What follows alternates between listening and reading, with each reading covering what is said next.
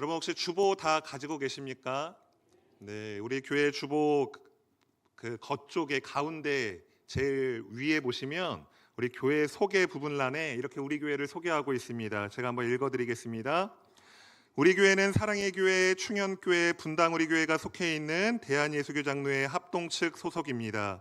더 구체적으로는 경평로의 강동시찰에 속한 건전하고 정통적인 개혁주의 교회입니다라고 이렇게 소개를 하고 있습니다. 우리 교회는 개혁주의 교회라는 점이 중요한 부분입니다. 여러분, 우리가 개혁주의가 뭔지 알아야 우리 영광교회가 정체성이 무엇인지, 개혁주의 교회가 무엇인지를 알 수 있습니다. 개혁주의의 가장 주된 특징은 성경 중심적이다라고 할 수 있습니다. 모든 신앙과 실천적 그 최종 건의로서 이 성경을 강조하는 것입니다. 그리고 성경은 곧 하나님의 말씀이기에 하나님의 주권을 가장 강조하는 것이 이 개혁주의입니다. 구원과 창조, 섭리 등 모든 영역에서 하나님의 절대적 주권을 인정하는 것이 바로 이 개혁주의라는 것입니다. 사랑하는 성도 여러분도 이 성경이 우리 삶의 모든 영역에서 최종 권위임을 믿으십니까? 하나님의 절대적 주권이 우리의 삶을 이끌어가고 계심을 믿으십니까?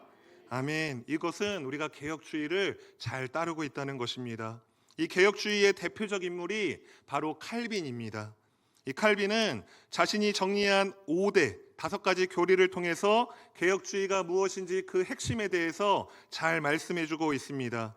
우리 칼빈의 5대 교리를 잠깐 살펴보시면 전적 부패, 무조건적 선택, 제한적 속죄, 불가항력적 은혜, 성도의 견인, 이렇게 총 5가지로 이루어져 있습니다. 그리고 이것을 영어로 번역하면 저렇게 되는데 제일 앞 글자만 따서 단어를 만들면 튤립이라는 단어가 됩니다. 튤립. 우리 꽃에도 튤립이라는 꽃이 있죠. 그래서 이것을 튤립 교리다 이렇게 명칭하기도 합니다. 이 칼빈의 5대 교리는 개혁주의가 무엇인지에 대해서 우리에게 잘 말씀해주고 있습니다.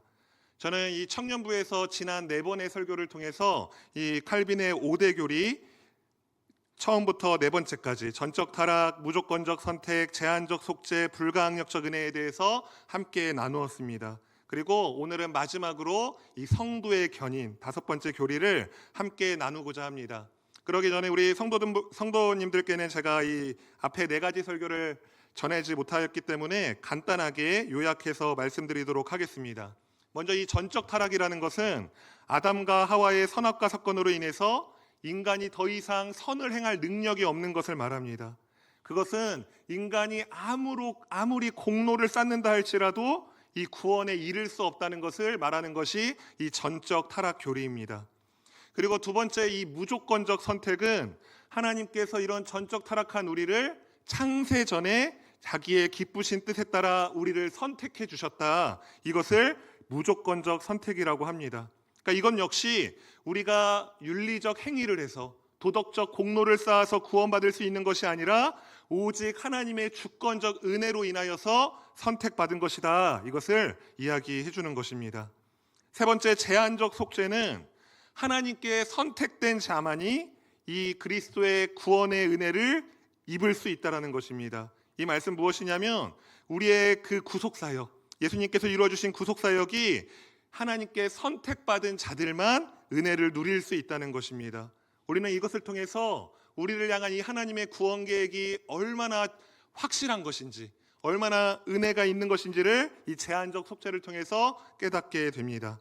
그리고 4번째 불가항력적 은혜는 하나님께서 인간에게 은혜를 주실 때 인간은 이것을 거부할 수 없다는 것입니다.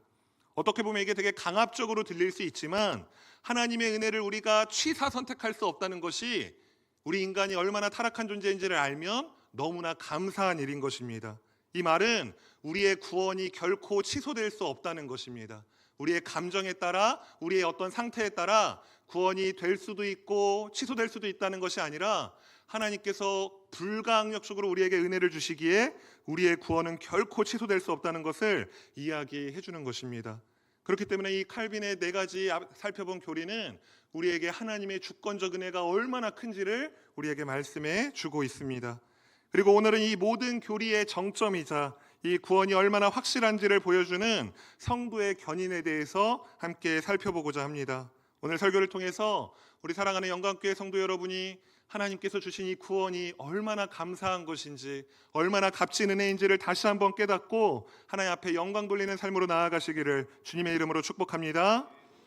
먼저 이 견인이라는 단어에 대해서 한번 살펴보겠습니다. 이 견인은 한자로 이렇게 씁니다. 곧 굳을견자와 그리고 이 참을인자로 구성되어 있습니다. 굳을견자는 굳고 단단하다라는 뜻이고, 이 참을인자는 끝까지 견디다라는 의미가 있습니다. 그러니까 이 두 글자를 합치면 끝까지 굳게 견디어 나간다라는 의미가 바로 이 견인이라는 단어입니다. 이것을 우리가 신학적으로 설명하면 하나님께서 택하신 성도들을 끝까지 보존하시고 끝까지 지키신다라는 의미가 이 견인이라는 단어에 담겨 있는 것입니다. 이 성도의 견인을 또 영어로 쓰면 이렇게 쓰여집니다. 영어로 한번 보여주시면 이렇게 두 가지 뜻이 있는데, 저는 이 해외파가 아니고 국내파여서 발음이 좋지 않게 읽지는 않겠습니다. 이 성도의 견인이 두 가지로 이렇게 표현될 수 있는데, 앞에 이 뜻은 무엇이냐면 우리 성도들의 인내를 말합니다. 성도들의 인내. 그리고 두 번째 뜻은 하나님의 보존하심을 의미합니다. 그러니까 영어로 이렇게 해석할 때는 두 가지 의미가 이 성도의 견인에 다 들어있다는 것입니다. 무엇입니까? 우리 성도들의 인내가 이 안에 들어가 있고, 또 하나님의 보존하심이 이 성도의 견인에 다 들어가 있는 의미라는 것입니다. 그러니까 마치 동전처럼 이 양쪽의 면과 같이 이 성도의 인내와 하나님의 보존하심은 결코 뗄래야 뗄 수 없는 사이라는 것입니다. 오늘날 많은 그리스도인들이 이 구원에 대해서 확신하지 못하고 많이 불안해하면서 살아갑니다. 내가 과연 끝까지 믿음을 지킬 수 있을까? 실수하면 이 구원을 잃어버리는 것이 아닐까? 나는 자꾸 죄짓고 넘어지는데 과연 내가 구원받았다 할 수 있을까? 이러한 질문들로 인해서 구원의 확신이 흔들리고 불안해하는 사람들이 많다는 것입니다. 그러나 오늘 교리가 말하는 것처럼 이 구원은 하나님의 보존하심으로 이루어지는 줄 믿습니다. 하나님의 계획에는 실패가 없으시기에 우리를 향한 구원에도 실패가 없습니다.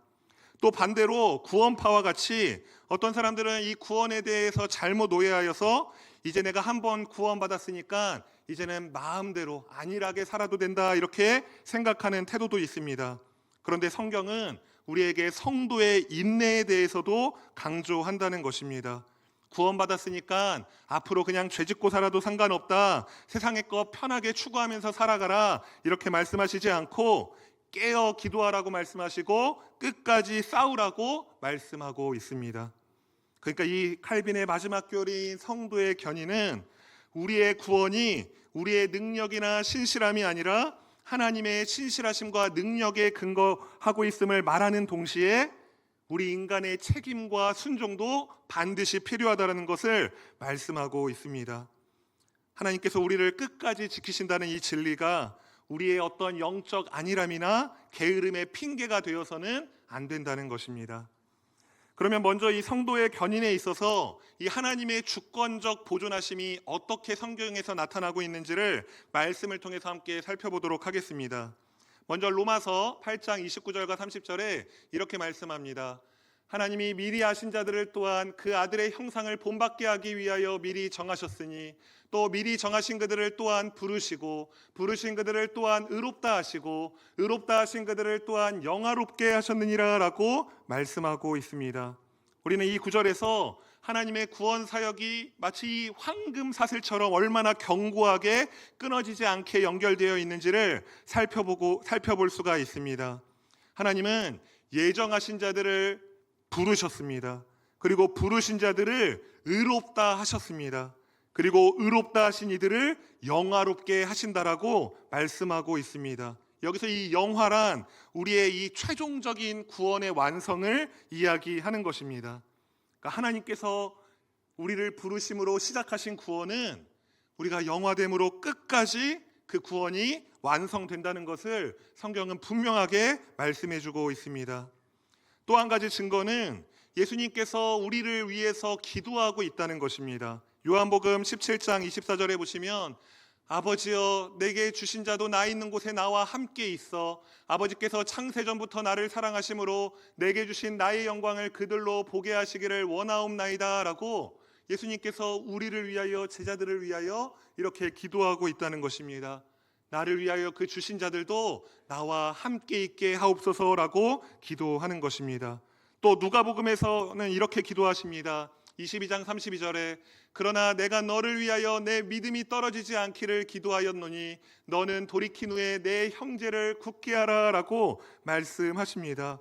이 기도 제목은 예수님께서 이 베드로를 위해서 기도하신 내용입니다. 베드로의 믿음이 흔들리는 것을 보시고 이 예수님께서 네 믿음이 떨어지지 않도록 내가 기도하였다라고 말씀하는 것입니다. 여러분, 예수님의 이러한 중보 기도는, 우리를 향한 이 진심이 가득한 기도는 결코 헛되지 않습니다. 예수님께서는 지금도 하나님의 보좌 우편에서 우리를 위해서 계속 기도하고 계시며 이는 우리의 구원이 끝까지 보존될 것을 보장해 준다는 것입니다. 그래서 히브리서 기자는 7장 25절에서 이렇게 선언합니다. 그러므로 자기를 힘입어 하나님께 나아가는 자들을 온전히 구원하실 수 있으니 이는 그가 항상 살아계셔서 그들을 위하여 간구하심이라. 아멘. 예수님께서 우리를 위하여 계속 간구하고 계시기 때문에, 하나님의 보좌 우편에서 우리를 바라보시며 계속 기도하고 계시기 때문에 우리의 구원은 끝까지 완성될 것을 보장해주고 있다는 것입니다. 세 번째로는 성령님의 인치심이 우리의 구원을 보장해 줍니다. 에베소서 1장 13절과 14절에 또 이렇게 말씀합니다. 그 안에서 너희도 진리의 말씀 곧 너희의 구원의 복음을 듣고 그 안에서 또한 믿어 약속의 성령으로 인치심을 받았으니 이는 우리 기업의 보증이 되사 그 얻으신 것을 속량하시고 그의 영광을 찬송하게 하려 하심이라. 아멘.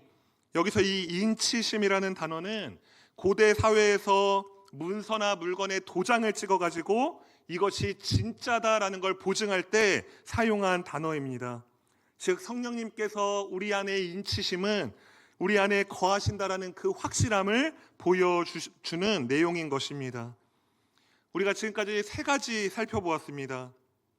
하나님께서 우리를 부르시고 우리를 의롭게 하시고 우리를 영화롭게 하시는 그 하나님의 구원 계획을 통해서 우리의 구원이 보증되는구나, 이것을 살펴보았고요. 두 번째는 예수님이 우리를 위해서 지금도 구원을 위해 중보기도 하시면서 우리를 위해 함께 하시기 때문에 우리의 구원이 보장된다는 것을 말씀드렸습니다. 마지막으로 성령님이 우리를 인치셨기에, 우리의 구원이 진짜임을 보증해 주셨기에 우리의 구원이 보증되었음을 말씀드렸습니다.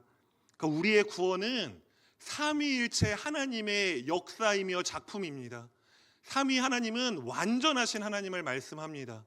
하나님이 우리를 위해서 이루신 구원이 완전하다는 것입니다. 어떤 것도 그 구원을 방해할 수 없고 어떠한 것도 그 구원을 취소시킬 수 없고 이 구원은 삼위 하나님이 이루신 완전한 구원임을 성경은 우리에게 증거해주고 있는 것입니다. 그렇기 때문에 구원받은 성도는 절대 결코 두려워할 필요가 없습니다. 내가 구원을 이루는 것이면 두려울 수 있습니다. 내가 무언가를 하여서 이 구원을 완성하는 것이면 매일매일 우리는 두려움에 휩싸여 살아가야 될 것입니다. 그런데 구원을 우리가 이루는 것이 아니라 완전하신 삼위 하나님께서 이루어 놓으신 역사이기 때문에 우리는 이 구원의 확증을 가지고, 확신을 가지고 늘 날마다 나아갈 수 있는 것입니다. 우리 사랑하는 영광교회 성도 여러분이 이 구원의 확신을 가지고 날마다 삶 가운데에서 구원의 기쁨을 누리시기를 주님의 이름으로 축복합니다. 아멘. 이제는 이 성도의 견인의 두 번째 의미를 살펴보겠습니다. 제가 설교 서두에 이 성도의 견인은 우리를 향한 그 하나님의 주권적 보존하심을 말씀하고도 있지만 또 한 가지 무엇을 말씀한다고 했습니까? 성도의 책임에 대해서도 이야기한다고 했습니다. 성도의 견인에는 성도의 책임에 대해서 어떻게 실천해야 되는지를 말씀해주고 있습니다. 첫째로는 이 구원을 이루어가는 데 있어서 우리 성도들의 책임이 필요하다는 것입니다. 그것이 무슨 말씀이냐면 빌립보서 2장 12절 말씀 한번 보겠습니다. 그러므로 사랑하는 자들아, 너희가 나 있을 때뿐 아니라 더욱 지금 나 없을 때에도 항상 복종하여 두렵고 떨림으로 너희 구원을 이루라라고 성경은 이야기합니다. 이 말씀은 우리 인간의 책임을 분명하게 보여줍니다. 여기서 이 구원을 이루라는 말은 우리 보고 스스로 구원을 얻으라 이렇게 말하는 것이 아닙니다. 이미 하나님께서 은혜로 이루어 놓으신 그 구원을 우리의 삶 속에서 실천하면서 그 완성을 향해서 나아가라는 것입니다.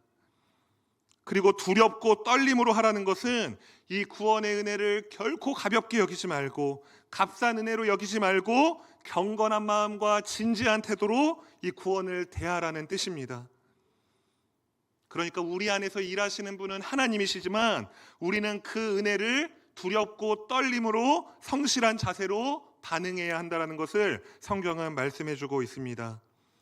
두 번째로는 그 다음 절 13절에 보시면 이 구원의 은혜가 얼마나 놀라운 균형을 이루고 있는지 또한 말씀해 줍니다.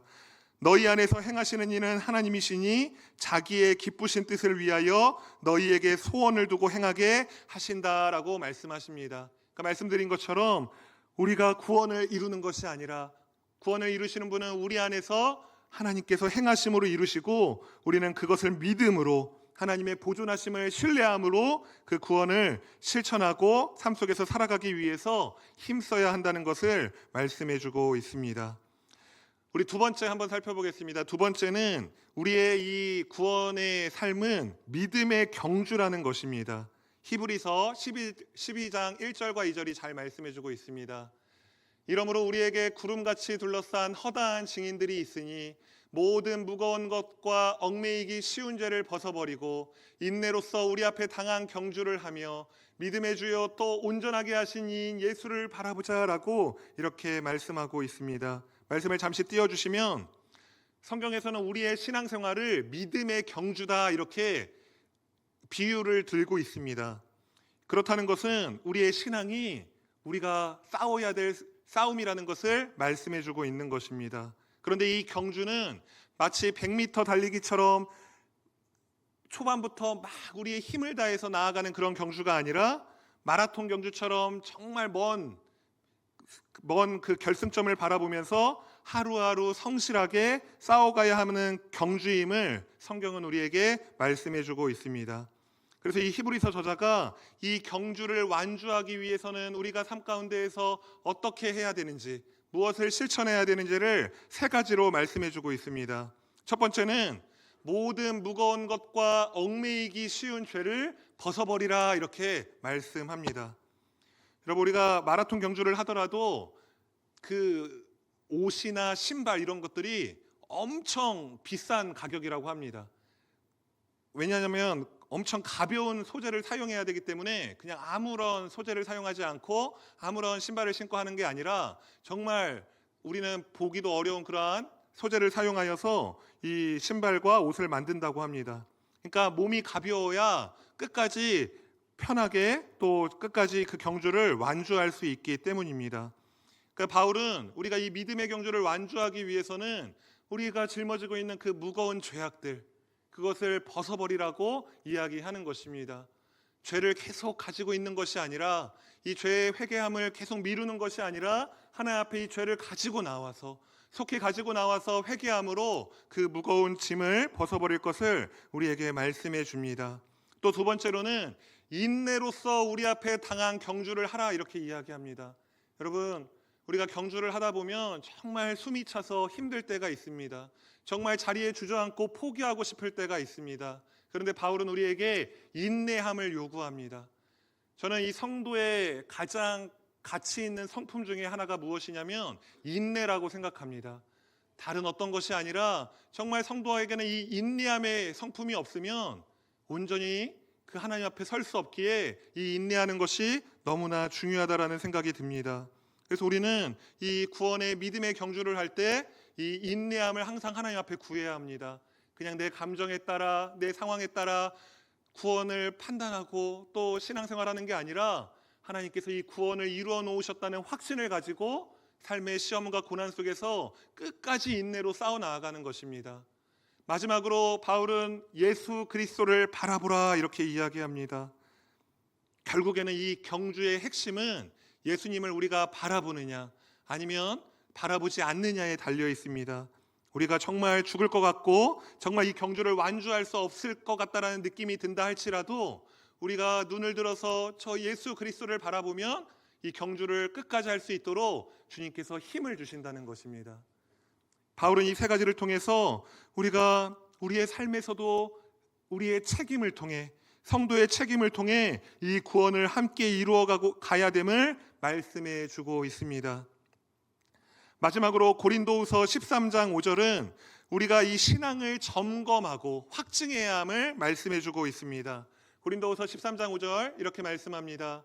너희는 믿음 안에 있는가? 너희 자신을 시험하고 너희 자신을 확증하라. 예수 그리스도께서 너희 안에 계신 줄을 너희가 스스로 알지 못하느냐? 그렇지 않으면 너희는 버림받은 자니라. 아멘. 이 말씀 또한 우리가 늘 우리의 영적 상태가 지금 어떠한지, 우리가 예수의 방향으로 잘 나아가고 있는지 점검하라는 것입니다. 마치 구원파와 같이 우리는 구원받았으니까 이제는 괜찮습니다, 아무렇게나 살아도 좋습니다, 이렇게 이야기하는 것이 아니라 구원을 확증받았지만 그럼에도 끝까지 우리가 이 구원의 방향으로 잘 나아가고 있는지, 그 구원의 은혜를 날마다 누리며 살아가고 있는지를 점검하라라고 성경은 분명히 이야기합니다.